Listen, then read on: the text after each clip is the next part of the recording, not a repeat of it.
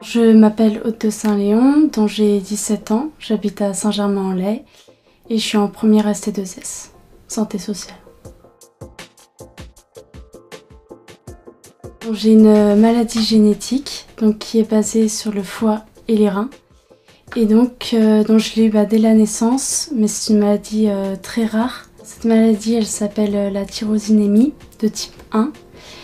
Et en fait, ça change rien à la vie à part le régime. Mais vraiment, je faisais du sport comme tout le monde, je sortais avec des amis, j'étais normale physiquement. Voilà, vraiment, j'avais une vie normale. Les gens étaient un peu inquiets en me regardant, en disant c'est dur, etc. Mais moi, comme j'étais habituée dès toute petite, moi, je vivais vraiment comme tout le monde. À part le régime, il n'y avait aucune contrainte à côté. On l'a découvert quand j'avais 1 an et demi. Pendant ces 1 an et demi, mon foie a pris un coup et puis 15 ans plus tard, j'ai eu un début de cancer du foie. À fin février 2011, j'ai appris que j'avais besoin d'un greffon et donc j'ai attendu très peu. 1 mois plus tard, on m'a appelé la nuit entre le 27 et 28 mars. Avec le chirurgien, j'ai eu 2-3 rendez-vous avant l'opération.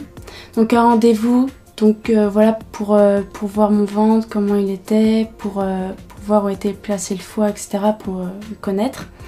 Et puis les deux autres fois, c'était pour parler, pour que je le connaisse mieux, pour qu'on ait plus confiance, pour discuter, pour voir si j'avais des questions, si tout allait bien, et voilà. Je suis partie à Necker. L'opération s'est déroulée, elle a duré 10 heures et c'est super bien passé. Le greffon a pris et j'ai jamais eu de problème depuis et voilà, c'est très bien passé. Puis c'est vrai que voilà, j'étais heureuse tout le temps parce qu'on se dit voilà, si j'avais pas ce greffon là, si j'avais pas ce donneur, voilà, j'aurais pas pu survivre et se dire que quand on passe par cette étape, on vit beaucoup mieux à fond la vie, on a la patate tous les jours et on se dit voilà, j'ai été greffée, c'est grâce à ça que je peux vivre maintenant normal, sans régime, manger tout et profiter de la vie.